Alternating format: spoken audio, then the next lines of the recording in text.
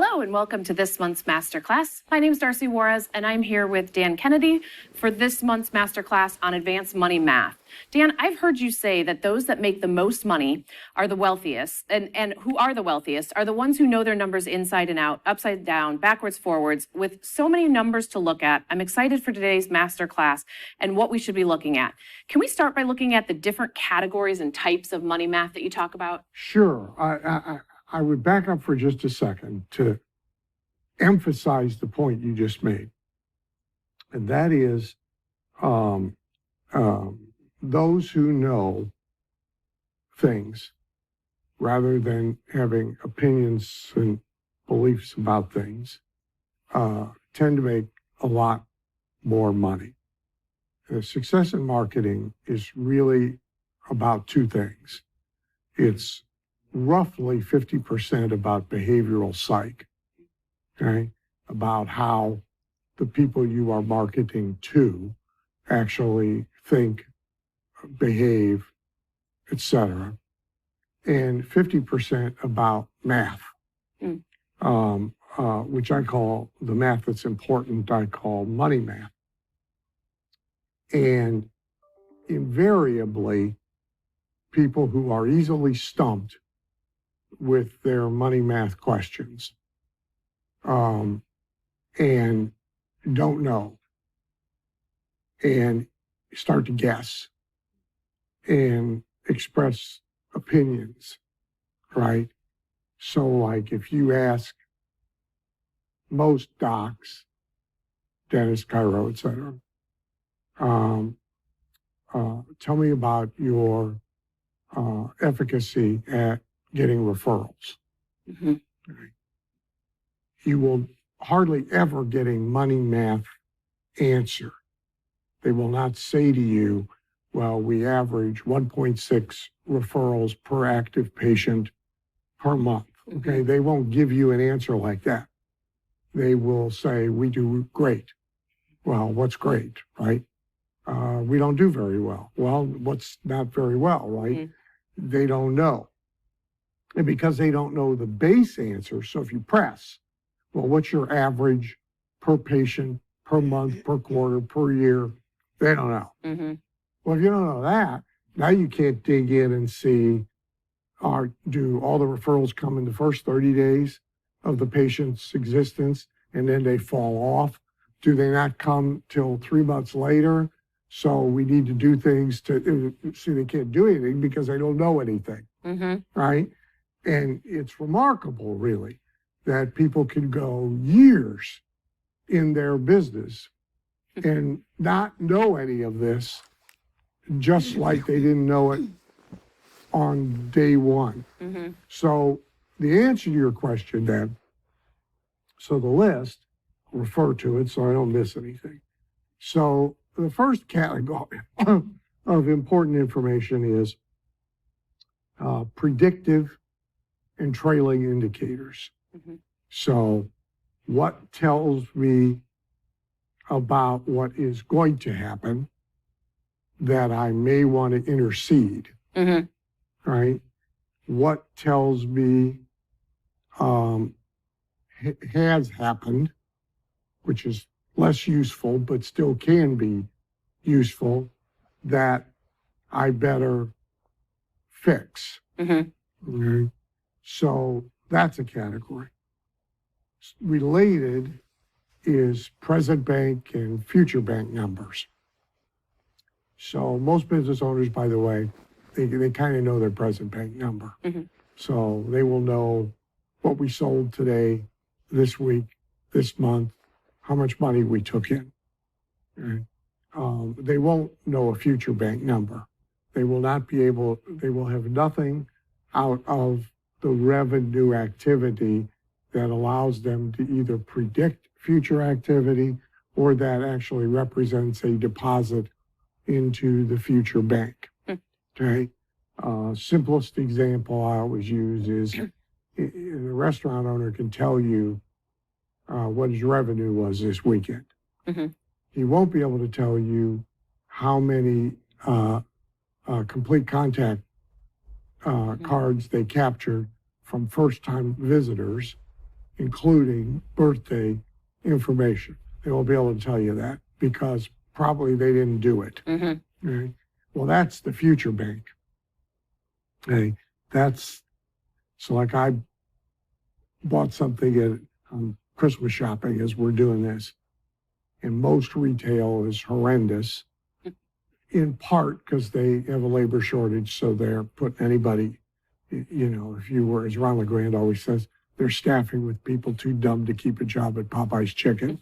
But some of the stores, so like I was at a Brighton store.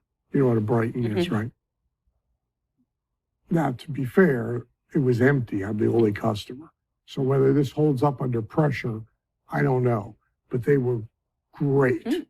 They handled an out of inventory issue perfectly, managed an upsell, and we don't see any activity from you since 2016. Let's update your record. And we don't have your birthday. Can we have your birthday so we can send you a birthday gift? Yes. And are you still married? Yes. We don't have your wife's birthday. Can we have your wife's birthday? And then she was pretty good because I was buying two things. She said, so one's probably for the wife. Is the other one for the girlfriend? Because we can put her in the system too. All right. So that's future bank, right? And if you don't get that, you're only making present bank deposits. So that's the second category of information, right? Third category is front end, back end. Okay. So what's happening with the newly acquired customer and the first transaction? What does that look like? So for example, if you sold this weekend to 22 people who had not bought from you before, what percentage of them did an upsell? What percentage of them joined your rewards club, et cetera, right? So that's front end, which then gives you the ability to do back end, right? So if your front end is messed up, you don't have the ability to do back end. Then in the back end, what's happening in the back end? When is the second transaction occurring? How fast, et cetera. And then finally, you have customer data and you have financial data. And again, so most business owners for financial data, they'll have what the accountant or bookkeeper gives them at the end of the month, the end of the quarter, and the end of the year. It's mostly math they can't use, in part because they got it too late to do anything with it, and in part because it's really not relevant to advertising, marketing, and sales, right? And the customer data they have a lot of it. They don't have much of it organized in a way that they can use. So the overall purpose of all of it is to do as much as you can of the profitable things in your business and to do as little of the unprofitable things as you can. Now that can include getting rid of unprofitable customers and keeping profitable customers. But if you don't have good data to tell you who's an unprofitable customer and who's a profitable customer, you treat them all the same, and you wind up doing a lot of things that aren't very profitable. You gave us one, but do you have some other examples of profitable versus least profitable? Well, so think about reorder, repeat, or recurring business activity, right? So on the front end, every business has a cost per sale, right? So one Muddy Bath numbers is CPS, cost per sale. What it cost me to get the new customer, the new client, the new patient. Okay. So that's your total ad budget divided by the number you got this month. your total marketing budget divided by the number you got this month, whatever percentage of your staff overhead you want to allocate to this divided by the number you got this month, et cetera. Okay, here's what it costs me to get a customer, right? Then what does it cost you per source? So if you get customers from Everydoor Direct Mail, and you get customers from the sign in front of your office, and you get customers from a referral and you get, what does it cost you for each one, right? Now we have some raw numbers, okay? Now, most business owners don't even have the raw numbers, but now we have the raw numbers, right? Now we get to think about, is a higher cost per sale from one than the other a bad number? Is a lower cost per sale a good number? Well, so most will say yes to both those questions. Here's 10 things we do, and here's the 4 that have the lowest cost per sale, and here's the 4 that have the highest cost per sale. We're going to quit doing these 4, right? But if you don't track the differential value of the customer acquired from each one of those sources over some period of time, you could be shooting yourself in the foot, because the customer that comes in the door with a higher cost per sale might have a much higher 1 year, 3 year, 5 year lifetime customer value, okay? And the one you get at the bargain price may have a very low customer value. If you're not careful, you're catching all the minnows and you're throwing all the whales back, right? So you have to carry the money math all the way through. All right, then let's kind of go through your categories that you had there. Can we start with predictive and trailing indicators? Yeah. So the predictive indicator is the most valuable because we have time to do things about bad ones and time to do something about ones that speak to opportunity, right? So a predictive indicator is something small that suggests something big. So on the bad side, just for a second, it's not what we want to talk about. We want to talk about marketing. But on the bad side, my saying is there's never one cockroach, right? If you see and crush one, you got to know there's 100 inside the baseboard. They come out at night and they go back inside the baseboard, right? But eventually they're all going to be out and they're breeding while they're in there. So your reaction can't be, hey, crush the cockroach and move on. That's an indicator that you better investigate. So one customer complaint with a horrible story, and I'll never do business with you again, you cannot chalk that up to an irrational, insane customer. It may be, but you can't chalk it up to that without immediate investigation, right?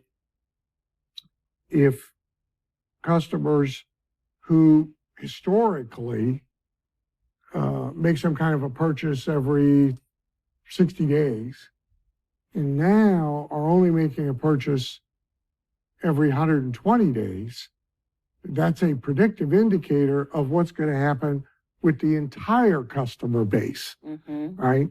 And so now you got to find the cause of that. Now, on the positive side, what we look for is a sign, right, that can be acted on and multiplied, right?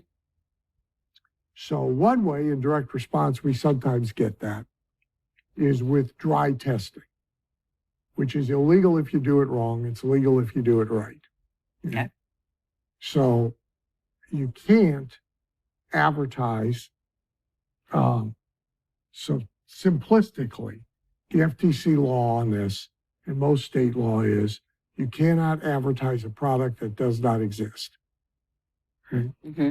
And you cannot advertise something that you can't deliver within 30 days. Okay. Okay? Both apply. Mm-hmm. So if you have it exist, but you don't have enough of it to fulfill all the orders you get in 30 days, sending out nice letters and letting people opt back out and stuff, that does not absolve you of the fact you've broken the law. Mm-hmm.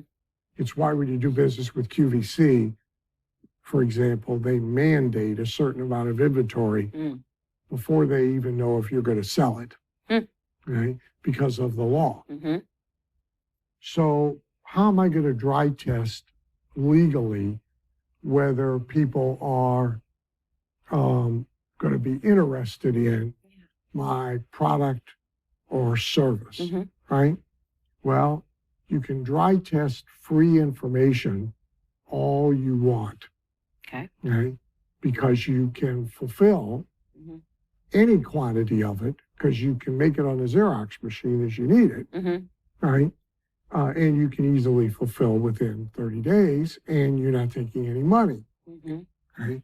So whatever your product or service is, you create free information about it and related to it, right? And you advertise it, right? Now, getting people to request free information does not prove they will spend money on the product or service that the information deals with, but it suggests they will spend money, okay? So it's predictive. If you can't give away information about X, right? Yeah. Then you probably aren't going to be able to sell information about X, right? So like if you were going to bring to market your product I brought to market some years ago, if you were going to bring to market some version of the at-home facelift, the at-home non-surgical facelift, box of glop in a box, and you do it at home, and it has the same effect as going under the knife, et cetera, et cetera. And you didn't know if you could sell it. Okay, you could dry test, right, a information offer about 10 ways to look 10 years younger at home without surgery, right? And one of those 10, of course, would be your thing, right? And you could advertise online, you could advertise offline, et cetera, and you could see if people would at least respond for free information about this, right? And if you can't give it away, you probably aren't going to be able to sell it, okay? Split testing, right? Split testing is the best way to get predictive indicators because you ask for money, right? So you get to test, and offline is harder than online. In store is hardest, okay? But you can even do it in store, okay? So let's say you have a clothing store and you have a section of closeout. There's only 2 of these in large, and so almost every clothing store has it. Okay? You could this weekend put it in front and make it the first thing everybody sees. The next weekend you could put it in the back and make it the last thing everybody sees, and you could evaluate what effect that has on sales. Okay? It's not perfectly precise, but again, it's predictive. Now, what you probably discover is if you have it in the front, your revenue per customer goes down because they buy that first, they don't buy the full price, and they leave. If you put it in the back, that's probably what you discover. But I don't know, and you probably don't know either, right? Split testing online is easiest because you can simply rotate your inbound traffic to 5 different landing pages or to the same webinar with 5 different offers at the end of it. And if you can drive enough traffic for the numbers to meet anything, you can run a pretty good split test pretty cheaply in a very short period of time. Inbound phone, very easy to split test the inbound phone script. You do the same thing. One way or another, you rotate the calls. So if you're small, half of them go to Barbara and half of them go to Susan. And Barbara's got script A and Susan's got script B. Now, if a bias does occur, then you flip the scripts and run it again to make sure the difference is not Barbara versus Susan, not script versus script.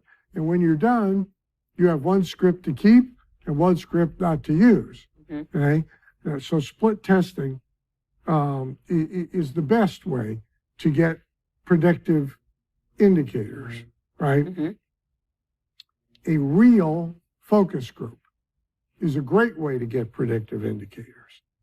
In direct response, a lot of the big hits, the startups that turn into big companies, has direct response merchants using television, radio, mail, home shopping, and infomercials. They came from success with pitchmen at the swap meet, pitchmen in the seminar room, pitch people doing home parties, etc. Well, those are real focus groups, okay? Not the focus group where you pay 25 people to come in, you give them lunch, and you ask them questions, and it's barely predictive, okay? But money spent on a pitch is pretty predictive. It's still not perfect because when you move it from one media to the other, you automatically inject variables, but it's pretty damn predictive.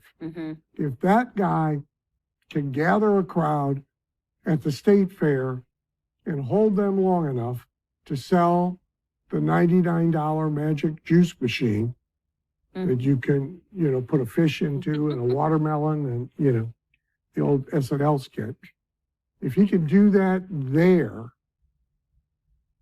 it's a good bet that we can replicate that on television and he can do it on TV.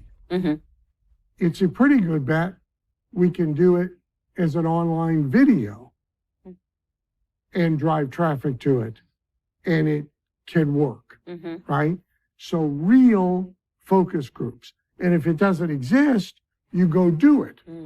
So if you've got something to sell to consumers, you go find a real opportunity to pitch it,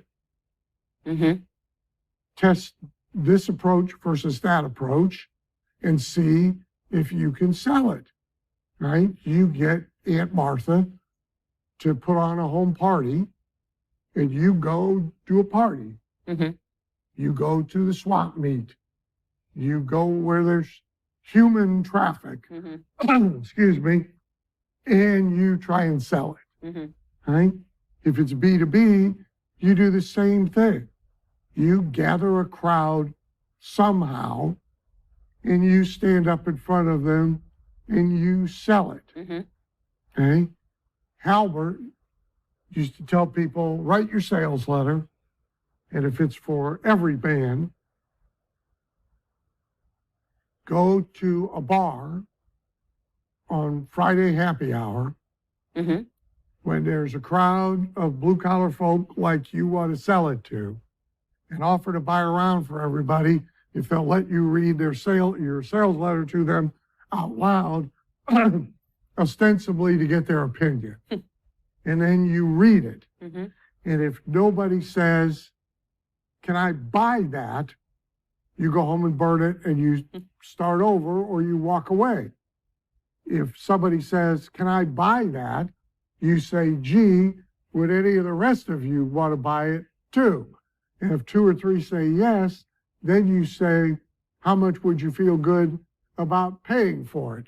And if the number is at least half of what you want to sell it for, you have predictive indicators that say you can probably make this work. If you got, no, I want to buy it, or I want to buy it, but I want to pay 12 cents for it, you got predictive indicators that say you're in trouble, okay? And you just ran your market test for the price of 20 beers.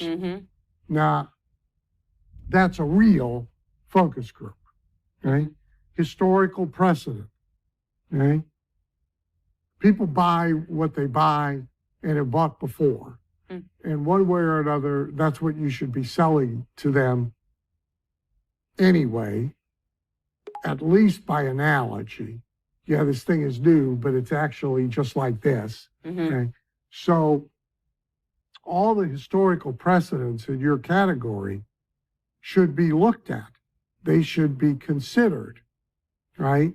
Is there a graveyard of attempts to sell this category of product or service? And if so, what makes you think you're going to be smarter than all of these dead people before you, right? If there's a series of successes, then A, that's good. B, what commonalities are in them that are in what we're doing or can be put there that reasonably predict we should expect to be successful too, right? So if you're going to sell home fitness, okay, home fitness has been sold since the turn of the century, okay? The electric machine that you put the belt around you and it vibrates and takes weight off you dates to the 1920s, okay? So good news, first predictive indicator, is there's a big, long historical precedent of home fitness devices being successfully sold.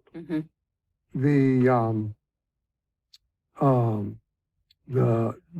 Chuck Norris Total Gym is still being sold on TV without Chuck Norris now because Chuck's too old to use it. But you know, he gets up once and then that's it. But it's still being sold on TV. It's been sold on TV for 35 years. Okay, so if we look at that and we look at all the ways it's been sold, and we see that we have those checklist items in what we're going to do, or we can put them there, then we have a positive predictive indicator, right?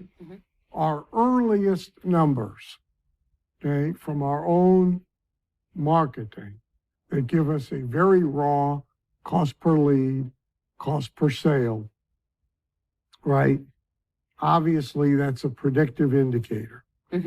If it's like hopeless, you cannot possibly conceive of how you can get from this number to an affordable number, well, you're dead, right?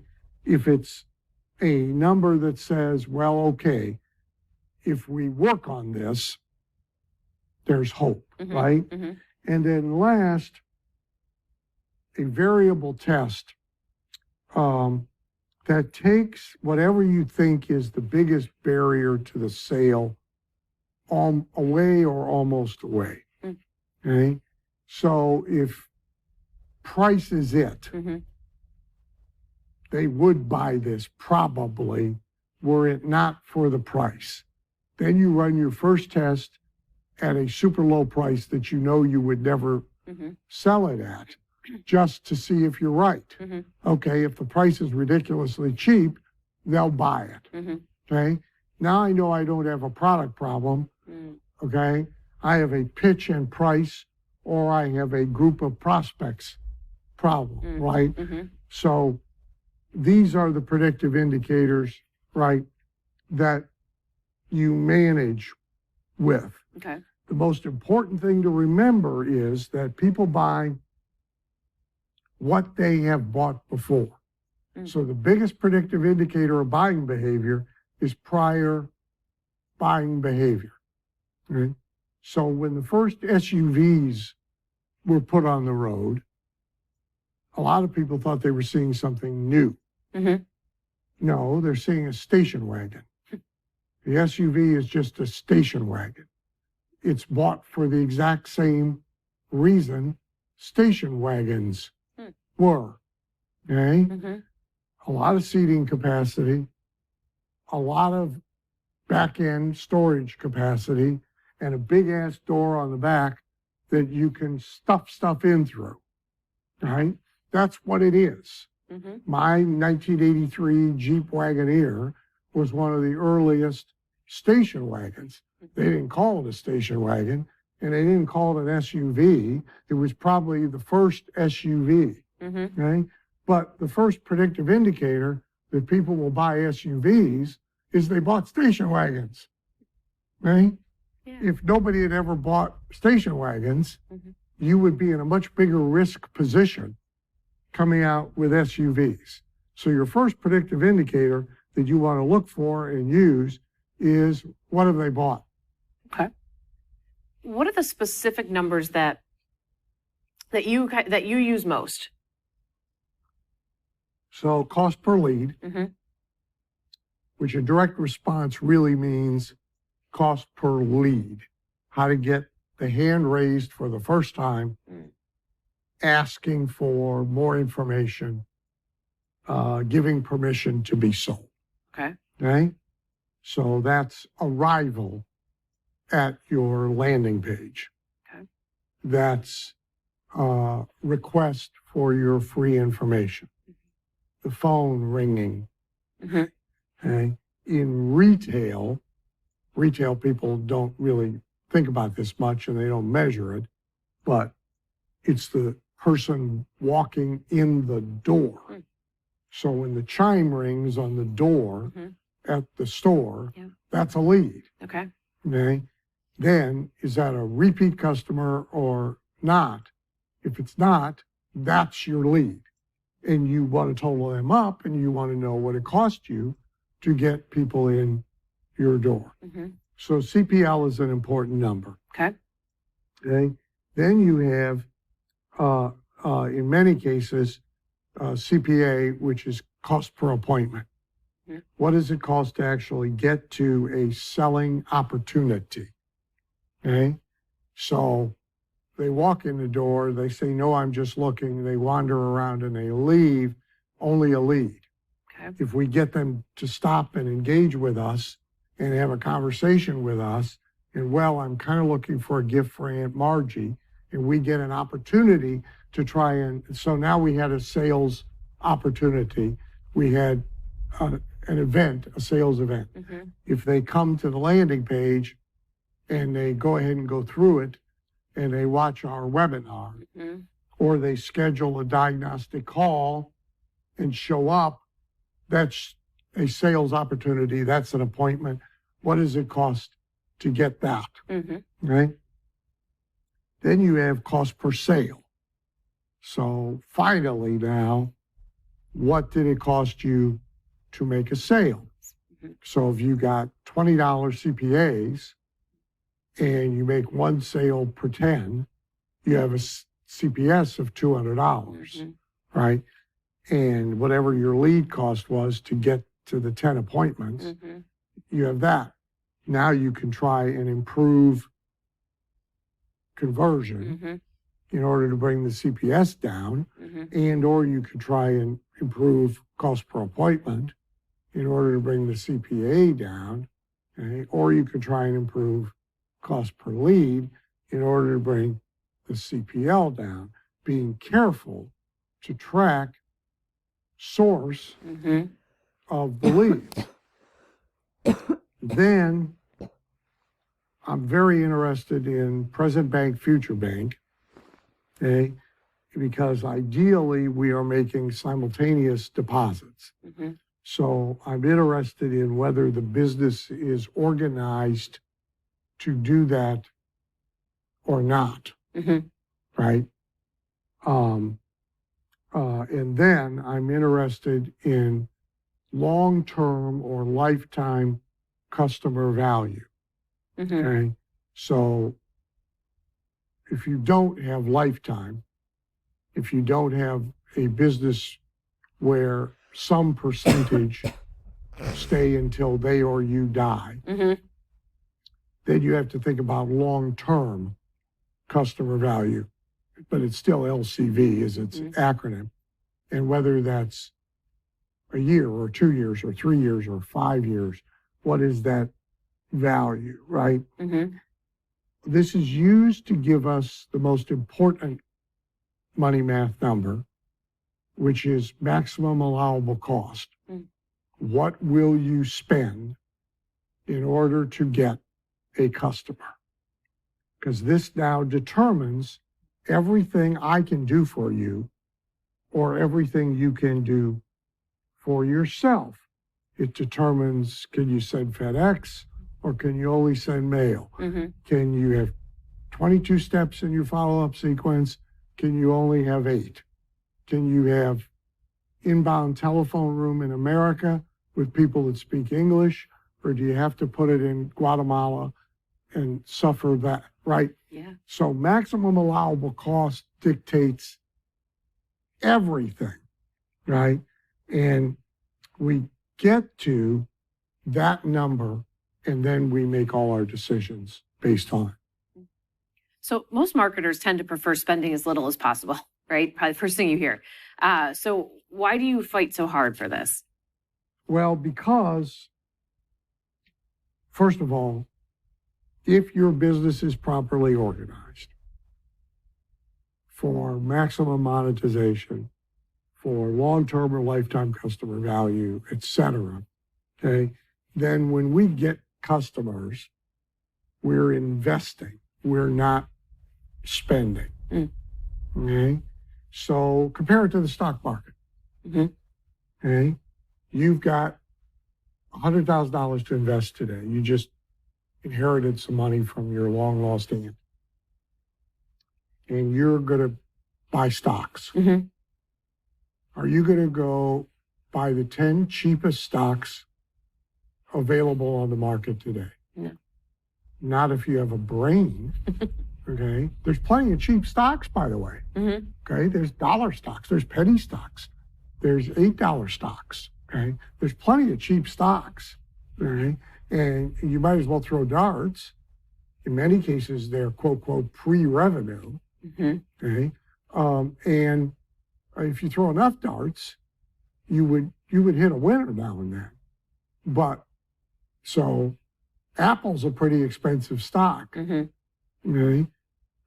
Any way you evaluate it, price per share, multiple of earnings, etc. But would you rather own a share of Apple or a share of a SPAC that you never heard of that is pre-revenue? Yeah. I'll take Apple. Mm-hmm. Right? So leads and customers have to be thought of in the same way. Mm-hmm. Okay? So wanting the lowest costs instead of the best value. Mm-hmm. Okay. So, like if you go buy a suit at Joseph A. Bank, Mm-hmm. you can spend $199 to $299. Right? And if you don't wear it much, it's fine. Okay. But the lining's glued in, it's not sewn in. Mm-hmm. You're buying a $299 suit. Mm-hmm. And if you go get a custom made suit done, you're going to spend $2,999 Mm-hmm. or more. But if you're careful about the style, the lapels, even if you wear it a lot, that suit's going to last you 10 years. The Joseph A. Bank suit is going to last you 1. Mm-hmm. Okay? Mm-hmm. So there's value is really the important metric here, not cheapest cost. Mm-hmm. So the cheapest thing you can do is have a legitimate strategy to get to maximum value, right? Mhm. So you buy the ability to grow your business and make it sustainable, and to be competitive, to get the customers you want, Mhm. okay, better and more than anybody else does by having the highest MAC. If you can outspend, outinvest is the proper way to say it, everybody else, you can actually be less adept at your advertising, marketing, and selling and still win. Hmm. If you combine it with being adept at all those things, you can crush, Mm. right? So you want to be in that position. And that means you have to figure out everything you can do to manipulate the math to give you the highest MAC. For example, recirculating unconverted leads, Mhm. okay? Um, mail order catalog companies. The catalog operation is so good that they can be unadept and they're still doing well. So I got my first Harry and David package of the year, Mhm. from somebody who I do business with, who sends everybody a Harry and David package. Mhm. So we open it all up because there's perishable stuff in it. You got to get it in the refrigerator. So here's what's not in the Harry and David package. An offer for me. Mhm. Okay? Here is a bonus gift. Okay? Isn't it nice that Darcy sent you this great Harry and David package? Okay?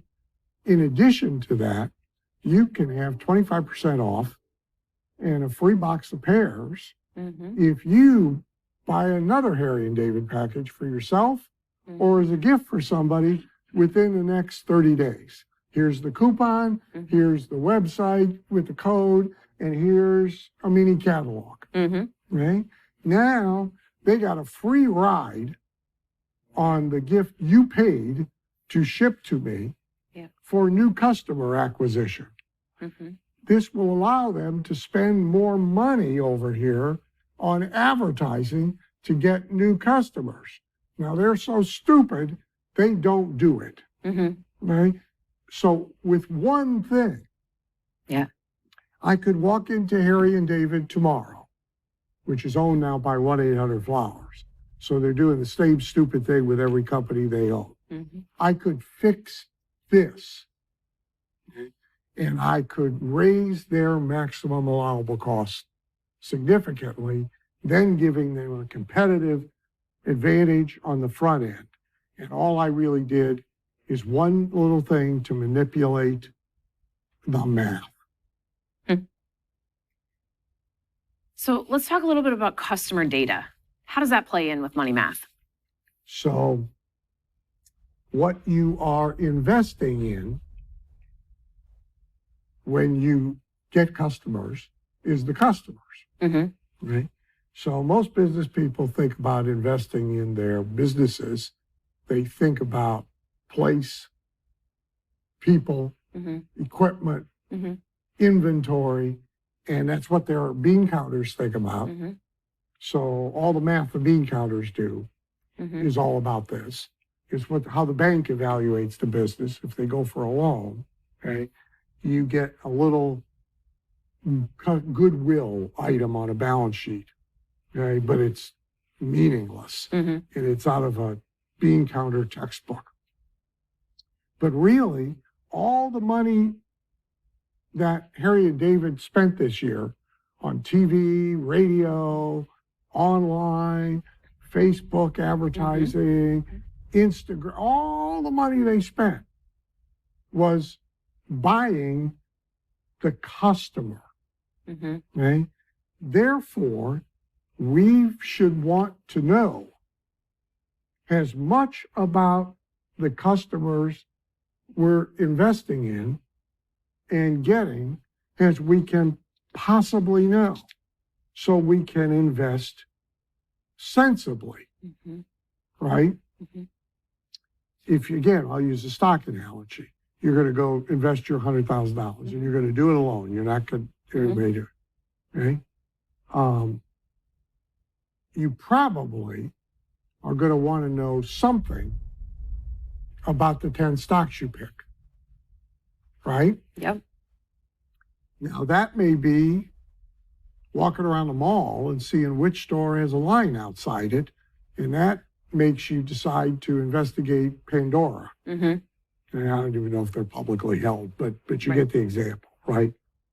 But you're going to want to know something, okay? You're probably not going to throw darts, Right. okay? Well, here, all the data flows through you. It's really just a matter of trying to capture it and then use it, okay?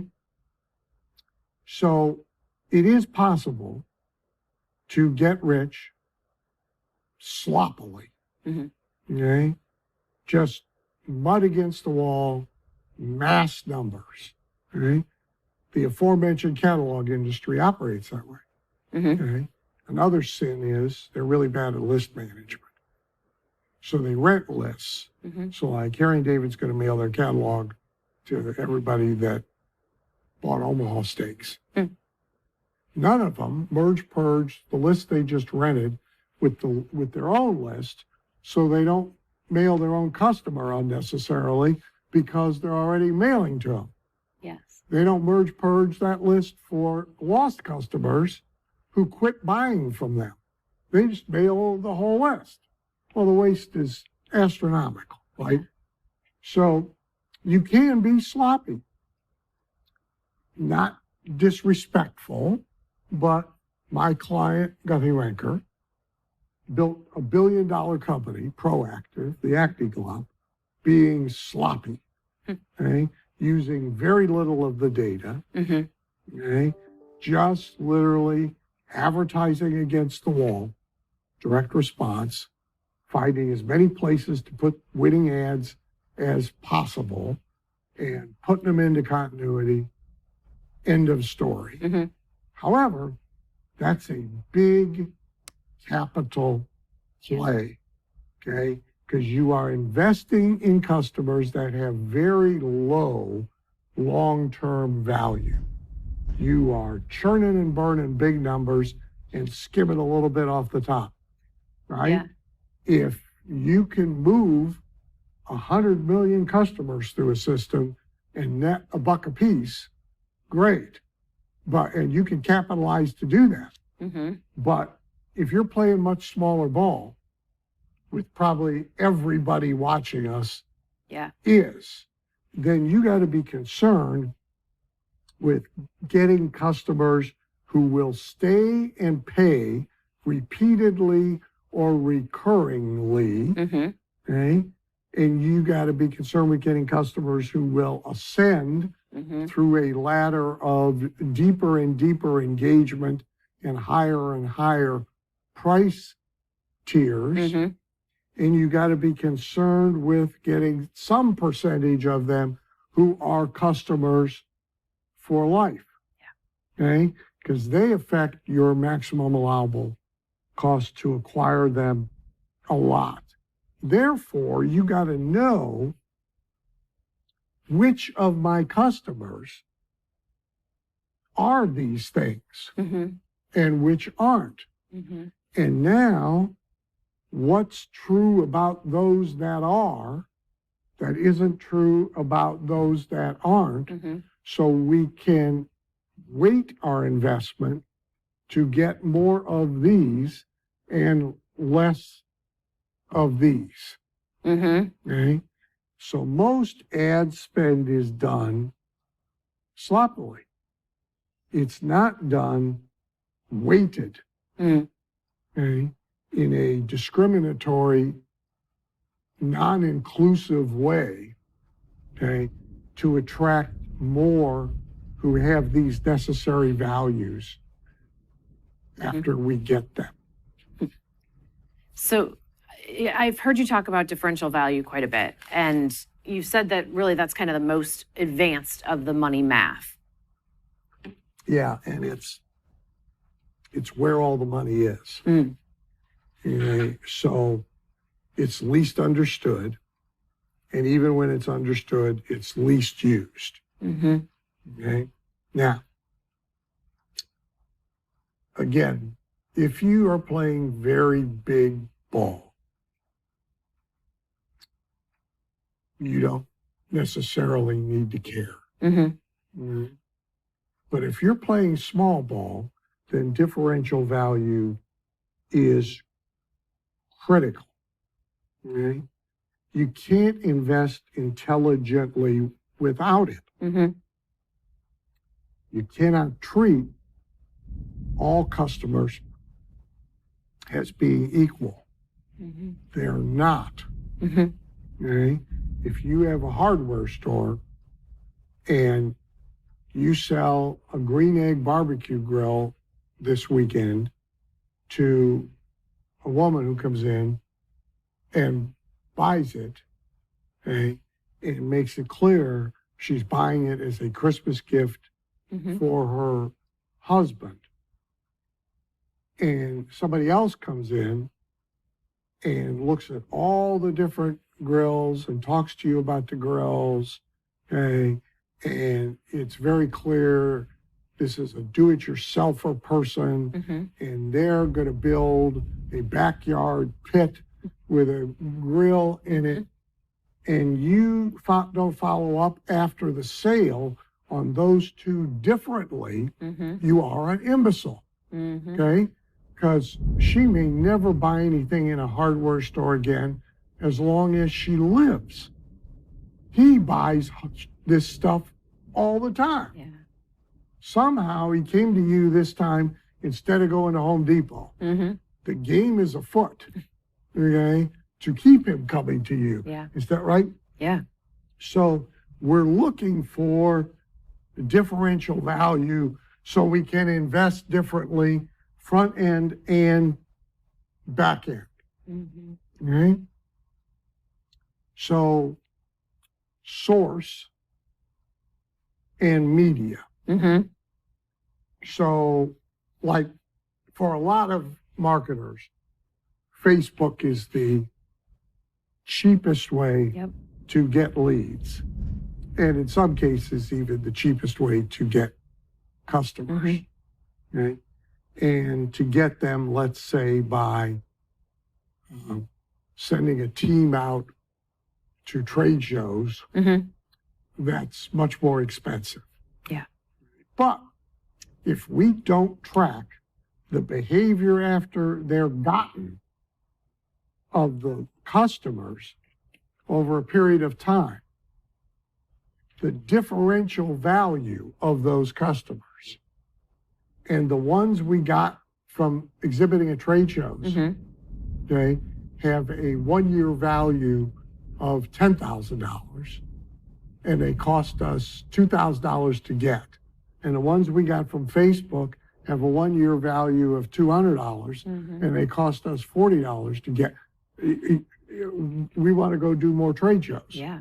Even though it's a pain in the ass and it's cumbersome, and right, so differential value by source and by media is critical to know.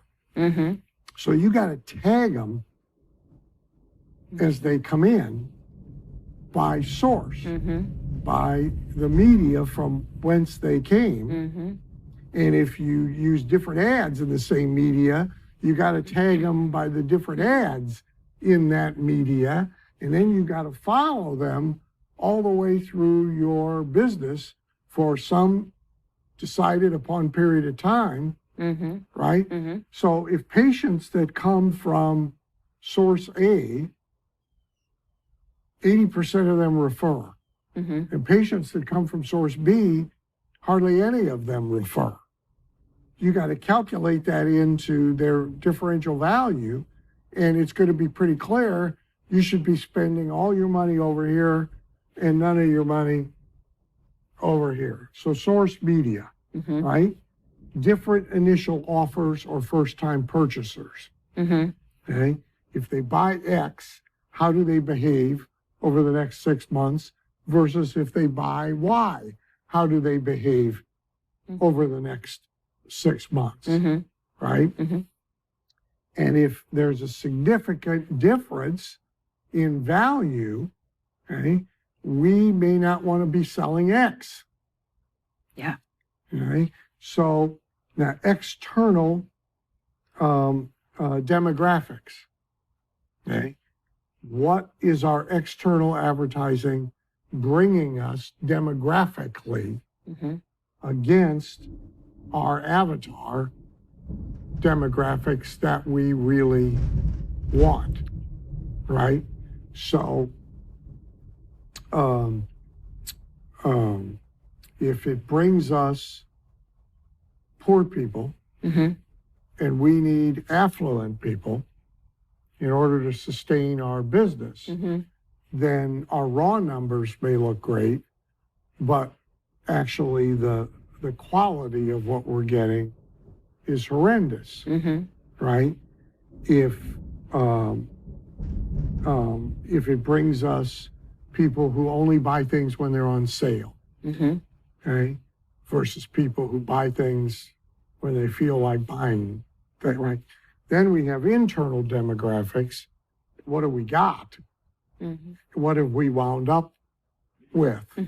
Okay, so if affluent people came in the door, but we lost them all, and what we kept were poor people, okay, we really need to redo what's going on inside our business.